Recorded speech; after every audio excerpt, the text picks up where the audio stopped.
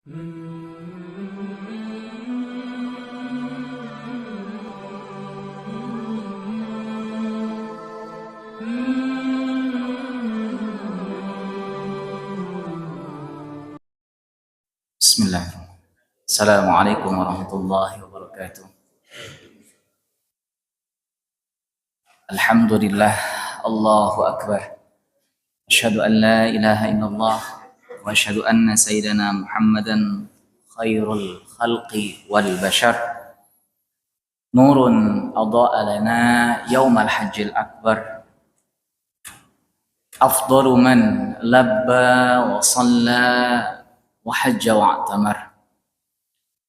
Allahumma salli alaihi wa ala alihi wa ashabihi wa man sara ala nahjihi wa sabar. Amma ba'd. Alhamdulillah, umat Islam dan juga masyarakat dunia telah menyaksikan event akbar yang telah sama-sama kita lalui, yaitu Al-Hajj, haji. Agama, dalam hal ini juga Islam, memandang atau memberikan perhatian yang lebih terkait haji ini. Karena salah satu tujuan dari haji adalah mengembalikan manusia dari sisi akhlak dan juga hubungannya kepada Sang Pencipta. Maka dari itu, tak heran kita menyaksikan beberapa nas, beberapa teks baik Al-Qur'an maupun Al-Hadis yang membahas dan juga memperhatikan terkait haji ini. Maka insya Allah dalam kesempatan kali ini kita akan membahas tentang sejarah haji dan apa saja yang mungkin insya Allah bisa kita petik dari haji tersebut.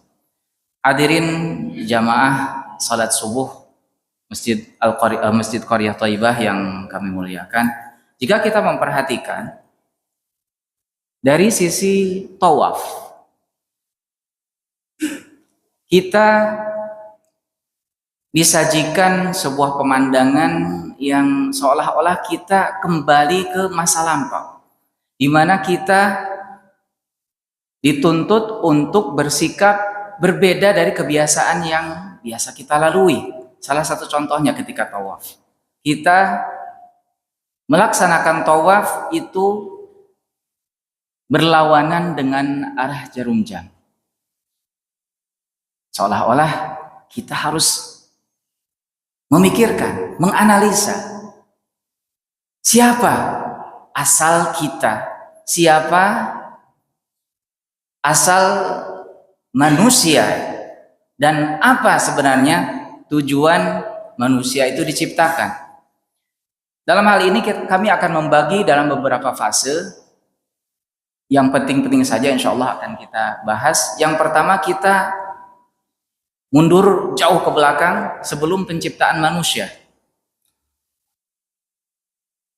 Imam Ibnul Jauzi dalam sebuah kitabnya, dalam sebuah bukunya, Mursyidul Gharam Sakin ila Asyrafil Biqa'i wal Amakin, menjelaskan bahwasanya kewajiban haji pada dasarnya adalah mengingatkan janji hamba, mengingatkan janji manusia yang pernah diikrarkan dahulu ketika di Wadi Na'man dekat Arafah, yang Allah Subhanahu wa taala catatkan di surat Al-A'raf ayat 172. Alastu birabbikum. Itu yang pertama. Dan dari sisi haji kita bisa melihat asar atau peninggalan perjanjian tersebut, itu yang bisa kita temukan pada Hajar Aswad atau Hajar As'ad, di mana Allah Subhanahu wa taala memberikan keistimewaan bagi kita untuk memperbaharui kembali janji itu, sekaligus mengingatkan kita kembali terhadap janji yang sudah kita ikrarkan kepada Allah Subhanahu wa taala. Kita banyak mendengar dari hadis yang disampaikan oleh Imam Muslim bahwasanya Sayyidina Umar pernah berkata bahwasanya Hajar la yanfa' wa la yadur. Betul. Itu betul. Karena batu itu tidak memberikan manfaat atau madarat. Tapi maksud dari Sayyidina Umar di sini untuk menolak anggapan yang insya Allah akan kita bahas nanti pada satu titik sejarah ketika mereka meyakini bahwasanya haji itu bukan penghambaan terhadap Allah Subhanahu wa taala, akan tetapi haji sebelum Islam itu dianggap sebagai penghambaan kepada patung-patung atau sesembahan di luar dari Allah Subhanahu wa taala. Tetapi apakah Hajar Aswad itu sendiri memiliki manfaat? Hadis yang lain menjelaskannya. Hadis yang disampaikan oleh Imam Hakim, di mana ketika Abu Sa'id Al-Khudri, salah seorang sahabat, menyaksikan potongan cerita pada saat itu ketika Amirul Mukminin Sayyidina Umar mengatakan bahwasanya, ya Hajar, inni la'alamu annaka la yanfa' wa la yadur laula Rasulullah sallallahu alaihi wasallam qabbalaka ma qabbaltuka. Saya tahu bahwasanya kamu adalah batu, kalau seandainya Rasulullah sallallahu alaihi wasallam tidak menciummu, maka saya tidak akan menciummu. Di belakangnya ada Sayyidina Ali mengatakan, la ya Amirul Mukminin wa yanfa' wa yadur. Tidak demikian wahai Amirul Mukminin. Itu batu tersebut memberikan manfaat dan juga memberikan madarat. Tentunya karena Allah Subhanahu wa taala. Dengan apa kata Sayyidina Umar? Bi ayatillah, dalam Al-Qur'an, yaitu ketika Allah Subhanahu wa taala memfirmankan dalam surat Al-A'raf ayat 172.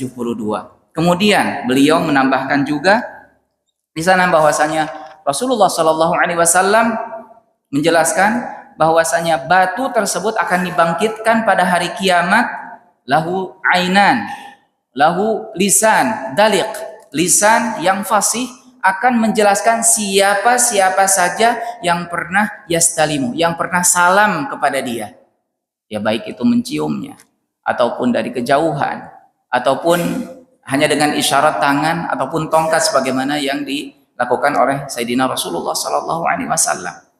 Dan hadis ini sekalipun ada beberapa ulama yang mendhaifkan, akan tetapi saking begitu banyaknya, dari Ibnu Hibban, dari Imam Tirmidzi menyampaikan juga hadis tersebut, dan beberapa rawi yang lain, Ibnu Majah, sehingga menguatkan bahwasanya hadis tersebut adalah betul.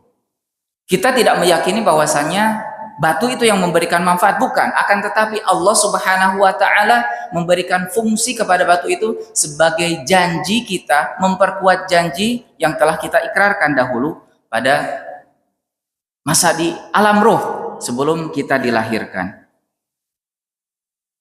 Akan tetapi walaupun fadilah yang begitu banyak, kami memperhatikan dewasa ini banyak dari jamaah yang justru untuk mendapatkan sebuah keutamaan harus bermaksiat atau melakukan sesuatu hal yang tidak diridhoi oleh Allah Subhanahu wa taala.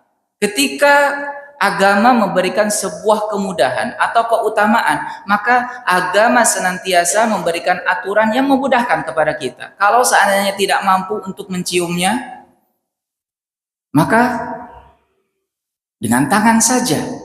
Kalau seandainya tidak mampu untuk dengan tangan karena berdesak-desakan, dari kejauhan. Rasulullah Shallallahu Alaihi Wasallam memberikan contoh kepada kita tentang hal itu. Bahkan memperingatkan kepada Sayyidina Umar, kamu itu sosoknya besar, kamu itu memiliki badan yang tinggi. Sita Adri'a itu kan beliau tingginya kurang lebih 2,80 meter. Sementara yang lain ketika desak-desakan tentunya Sayyidina Umar akan mudah sekali mencapai atau menggapai Hajar As'ad itu sendiri. Sementara yang lain, apalagi jamaah dari Indonesia, secara fisik di bawah rata-rata. Tapi Allah Subhanahu wa taala melalui Rasulullah sallallahu alaihi wasallam memberikan kita contoh kemudahan. Agama tidak pernah menyulitkan. Yuridullahu bikumul yusra wala yuridu bikumul usra. Apalagi di samping maksiat di depan Ka'bah yang sengaja dilaksanakan. Maksiat apa itu? Jual beli untuk mencapai Hajar Aswad atau Hajar Aswad ya. Kalau di Arab biasanya mereka mengucapkannya dengan Hajar As'ad, bukan Hajar Aswad. Hajar As'ad dari hajar atau batu yang paling berbahagia. Bagaimana? Rasulullah Shallallahu Alaihi Wasallam dalam hadis yang disampaikan oleh Imam At-Tirmidzi dan juga hadis yang disampaikan oleh Abu Dawud menyampaikan bahwasanya Rasulullah Shallallahu Alaihi Wasallam melarang kita untuk menjual beli di dalam masjid. Coba kita bandingkan untuk mendapatkan sebuah fadilah yang sebenarnya bisa kita lakukan dari kejauhan. Kenapa kita harus melanggar aturan Allah dan aturan Rasulullah Shallallahu Alaihi Wasallam? Tidak imbang antara kesunahan dengan keharaman. Padahal Rasulullah Shallallahu Alaihi Wasallam untuk aturan yang diharamkan ini atau larangan itu sama sekali tidak ada tawar menawar. Berbeda dengan sebuah kewajiban ataupun kesunahan ataupun ajakan. Idza umirtum bi amrin fa'tu minhu mastata'tum. Jika kalian disuruh atau dianjurkan atau diarahkan, maka jalankanlah semampu kalian. Itu kaidahnya. Wa idza nuhitum, tapi ketika kalian dilarang, fajtanibu, maka tinggalkanlah sama sekali. Itu yang pertama. Fase haji sebelum kita dilahirkan. Kemudian agama pun membahas tentang haji, yaitu bahwasanya haji ini menggambarkan tempat yang begitu mulia, tempat di mana orang pertama atau bapak kita semua yaitu Nabi Adam dan juga keluarganya tinggal di sana. Menggambarkan bahwasanya posisi kita sebagai khalifatullah fi ardi itu begitu kuat dalam pesan haji, sebagaimana diungkapkan dalam hadis yang diriwayatkan oleh Abdullah bin Abbas disampaikan oleh Ibnu Asakir dalam Tabaqatnya dan juga Ibnu Sa'ad dalam Tabaqatnya. Rasulullah Shallallahu Alaihi Wasallam atau Abdullah bin Abbas menyampaikan bahwasanya dalam pencariannya Nabi Adam, sebagaimana kita ketahui bahwasanya Nabi Adam diturunkan di India dan ibunda kita Siti Hawa diturunkan di Jeddah, makanya mengambil kata Jeddah gitu ya, dari ibu kita itu Jeddah. Kemudian fi talabiha hatta ata bi jam'in, sehingga sampai ke mana? Ke Arafat. Nah, muncullah istilah Arafat di sini. Bi jam'in, walaupun pada masa itu dikatakan jamak ya. Bi jam'in. Fazdalafat Hawa, maka ibunda kita yaitu Siti Hawa menghampirinya. Tempat di mana Sayyidah Hawa yaitu ibunda Hawa itu mulai menghampiri kepada Nabi Adam itu dikatakan Muzdalifah di sana. Fazdalafat Hawa fajtama'a bi jam'in, maka Arafat itu menjadi tempat pertama bagi manusia untuk saling bertemu. Tempat di mana manusia pertama saling mengenal. Itulah Arafat. Kemudian kita loncat ke fase Nabi Ibrahim. Masya Allah, Nabi Ibrahim, Abul Anbiya, tokoh sentral dalam haji.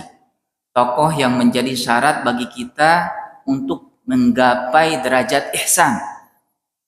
Jadi disampaikan seperti itu. Nabi Ibrahim dengan perjuangannya, dengan segala pengorbanan, dan ternyata apapun yang Allah Subhanahu wa Ta'ala berikan kepada kita jalan hidup, sebenarnya permulaannya adalah masalah yang timbul di keluarga beliau di antara istri beliau Siti Sarah dengan Siti Hajar. Siti Sarah yang tinggal di Syam itu tidak ingin apabila Siti Hajar bertempat tinggal bersama Siti Sarah di Syam. Tapi inilah tadbir Allah. Tadbir Allah atau takdir ya. Segala sesuatu yang sudah Allah Subhanahu wa taala senariokan bagi kita dan kita harus husnudzon. Ibadah, salah satu ibadah menurut para ulama yang sekarang hilang di kalangan umat adalah ibadah husnudzon billah. Sekarang kita banyak mengeluh. Sekarang kita banyak mengungkapkan unek-unek kita kepada manusia, seolah-olah apa yang Allah Subhanahu wa taala berikan kepada kita itu tidak ada nilainya. Padahal kalau kita teliti hidup kita, siapa yang memberikan rizki? Siapa yang memberi rizki orang tua kita? Siapa yang memberi rizki anak kita? Bukan kekuatan kita. Allah. Husnudzon billah. Begitu pula bagaimana sejarahnya Nabi Ibrahim ketika Nabi Ibrahim diwahyukan oleh Allah Subhanahu wa taala mengantarkan Sayyidah Hajar ke biwadin ghairi dzar'in, ke tempat yang tidak dihuni oleh siapapun. Pada saat itu Nabi Ibrahim hanya meyakini ini adalah perintah Allah dan hanya menjalankan saja. Ketika sudah sampai tempat tersebut, tentunya sebagai seorang istri Sayyidah Hajar wajar, naluriah manusia, ada sedikit penolakan. Ini kenapa saya ditempatkan di tempat seperti ini? Nabi Ibrahim tidak menjawab. Ketika beliau meninggalkan tempat tersebut, barulah, kenapa ya Ibrahim?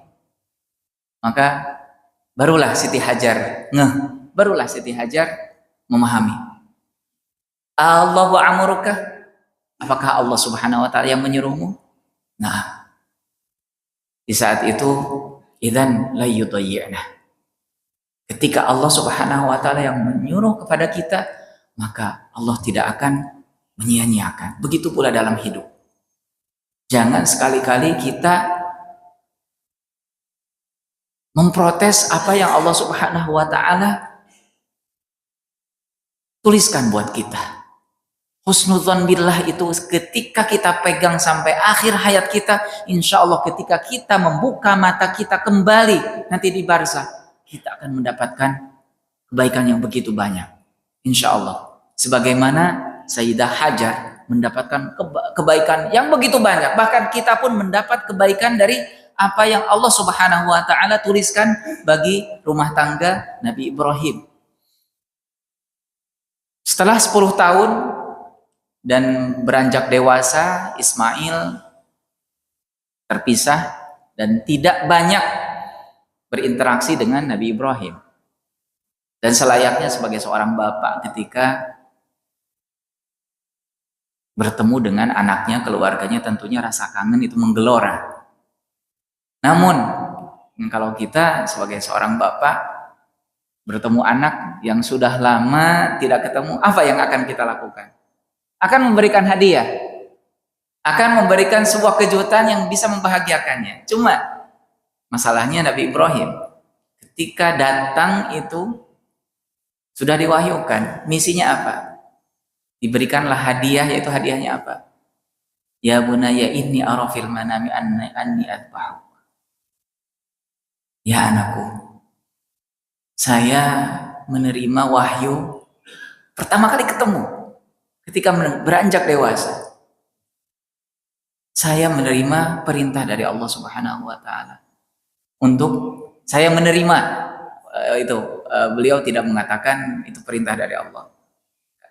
Akan tetapi saya disuruh untuk menyembelih engkau. Tapi jawaban Ismail yang akan menjadi seorang nabi tentunya berbeda dengan anak sekarang, apalagi bahkan kita sendiri ketika seorang manusia disuruh untuk menghilangkan nyawanya, disembelih, kira-kira jawaban kita apa? Tapi itulah jawaban seorang nabi. If'al ma tu'mar. tahu bahwasanya yang menyuruh itu adalah Allah Subhanahu wa taala. Ini adalah senario yang terbaik yang Allah Subhanahu wa taala berikan bagi beliau. Maka terjadilah kejadian penyembelihan, walaupun penyembelihan itu banyak dramanya juga.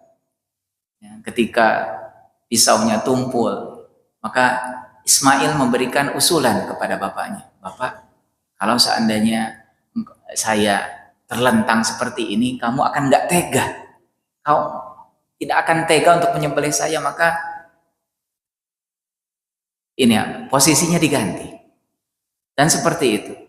Dan ketika sudah Nabi Ismail menikahi salah seorang wanita dari kabilah Jurhum dan kemudian diceraikan, seperti itulah. Jadi ketemu Nabi Ibrahim, untuk yang perceraian itu Nabi Ibrahim tidak sempat menemui Nabi Ismail, akan tetapi setelah Nabi Ismail menikahi yang kedua kalinya, maka Allah Subhanahu wa taala menyuruh kepada Nabi Ibrahim dan Nabi Ismail tanpa diberikan bantuan oleh kabilah Jurhum atau diberikan bantuan oleh siapapun. Beliau berdua yang membangun kembali Ka'bah itu. Wa id yarfa'u Ibrahimul qawa'ida minal baiti wa Ismail. Hanya mereka berdua. Karena apa? Karena Allah Subhanahu wa taala ingin menjadikan tempat suci yang dibangun oleh orang yang begitu suci. Jadi ketika kita mengunjungi Ka'bah itu bukan mengunjungi tempat, akan tetapi mengunjungi sejarah. Kita bukan dipaksa, kita diarahkan untuk mengenal bahwasanya nilai yang ada di hadapan kita itu adalah nilai yang luar biasa. Nilai ketaatan, nilai kehambaan, nilai orang-orang yang Allah Subhanahu wa taala pilihkan untuk kita. Wa idh yarfa'u Ibrahimul qawa'ida minal bait. Kemudian ada wattakhidhu mim maqami Ibrahim musalla. Tempat berdirinya Nabi Ibrahim yaitu maqam Ibrahim yang alhamdulillah bisa kita saksikan ya semuanya. Bahwasanya memang salah satu keunikan para nabi itu ketika berdiri di atas batu, maka batunya akan melunak. Dan kita saksikan itu. Allah Subhanahu wa taala enggak main-main kepada kita. Wattakhidhu min maqami Ibrahim musalla. Dalam riwayat yang lain, wattakhadhu min maqami Ibrahim musalla. Umat-umat sebelumnya pun melaksanakan salat, akan tetapi dengan syariat masing-masing. Kemudian beralih bagaimana haji qoblal Islam. Untuk haji qoblal Islam ini, haji mengalami naik turun. Sementara ketika Nabi Adam, Nabi Ibrahim pada puncaknya, kemudian turun makna haji, prinsip haji, moral haji itu sampai turun. Bahkan dalam riwayat disebutkan bahwasanya haji sebelum Islam itu ada 3 madhab ya. Ada 3 madhab. 3 madhab disebutkan ada tulus, humus, dan hallah. Tidak semua madhab itu melakukan haji yang sama. Dan Al-Quran pun peduli, Al-Quran pun mengarahkan kepada mereka atau mengingatkan kepada kaum Quraisy dan juga kepada muslimin dan kepada kita bagaimana haji mengalami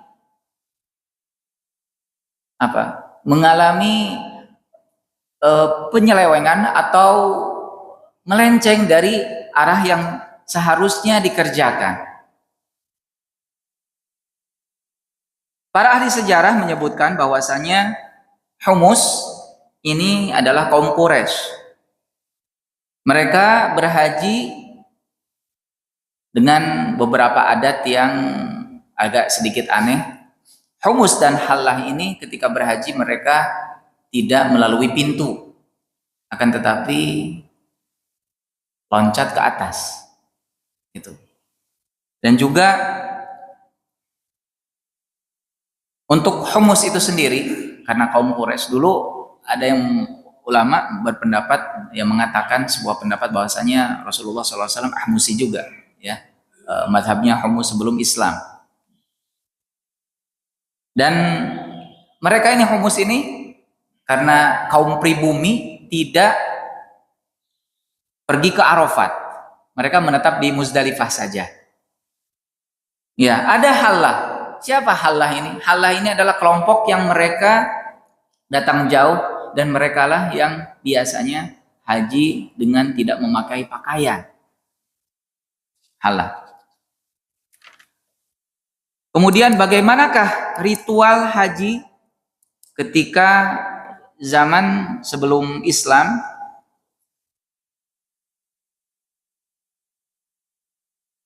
Untuk tawaf itu sendiri, komentar dari Al-Quran atau koreksi dari Al-Quran mengatakan sebagaimana disampaikan surat Al-A'raf ayat 31. Ya bani Adama khudhu zinatakum inda kulli masjidin. Wahai Bani Adam, ya Bani Adam, karena ini khitabnya atau seruannya bukan hanya bagi orang muslim saja, akan tetapi bagi mereka yang pernah berhaji juga. Mereka yang pernah berhaji, Allah arahkan, ya Bani Adam, di sini tidak ya ayyuhalladzina amanu.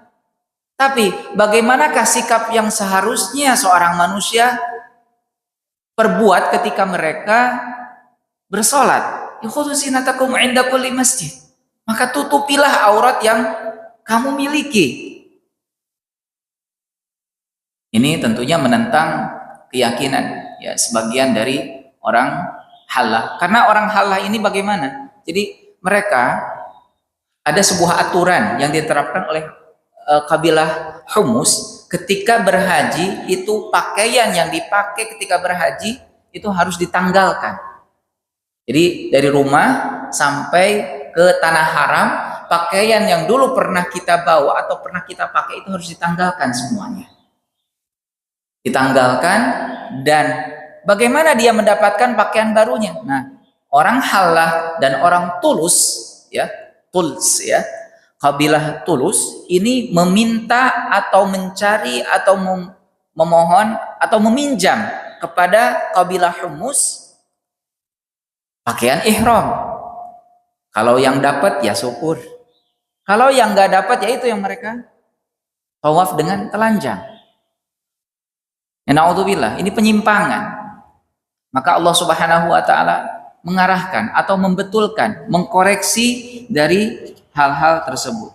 Kemudian bagaimana terkait sa'i? Pada saat itu tidak banyak yang melakukan sa'i, dan bahkan Bukit Safa dan Bukit Marwah itu bukan seperti yang ada sekarang ya. Tentunya mereka di Bukit Safa di sana ditempatkan ya berhala namanya Isaf, dan di Bukit Marwah ada Nailah. Jadi mereka bukan bersa'i akan tetapi bertawaf. Dan bahkan para sahabat enggan pada saat itu ketika Rasulullah Shallallahu Alaihi Wasallam mengajarkan kepada mereka sa'i. Ya Rasulullah Shallallahu Alaihi Wasallam, saya tidak mau sa'i karena itu adalah tawaf yang dilakukan, yang kami lakukan ketika kami syirik, ketika kami menyembah berhala. Maka Rasulullah Shallallahu Alaihi Wasallam menerima wahyu. Inna Safa wal Marwata min sya'airillah. Al-Baqarah ayat 158. Bahwasanya Safa dan Marwah itu sebenarnya syiar yang Allah Subhanahu wa taala berikan kepada kita, walaupun terjadi penyimpangan setelah itu. Jadi haji pada masa sebelum Islam itu terpecah-pecah. Siapa yang menjadikan haji atau menyatukan haji adalah Rasulullah Sallallahu Alaihi Wasallam. Rasulullah yang melakukan haji berapa kali? Ada yang tahu? Rasulullah melakukan haji berapa kali? Hanya 1 kali. Bisa kita ambil hikmahnya, bahwasanya haji itu adalah ibadah umur, 1 umur ya. Jadi kewajibannya hanya 1 kali. Di bahwasanya posisi haji bukan ya kalau bukan seperti haji kecil ya, al-hajjul asghar yaitu umrah. Kalau umrah Rasulullah SAW menurut riwayat beliau melaksanakannya 4 kali. Tapi haji hanya 1 kali. Tapi hajinya Rasulullah Shallallahu Alaihi Wasallam adalah haji yang memberikan kita panduan bagaimana kita beribadah.